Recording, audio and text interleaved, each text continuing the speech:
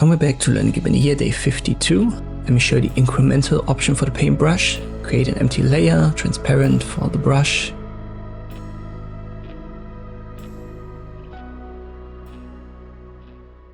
And right here, it's a simple checkbox, so only on and off is possible. The default for the brush is like this, but I've already shown you can go down with the opacity for layers. Same goes for brushes right here. We go down to like 7 and then it's barely visible.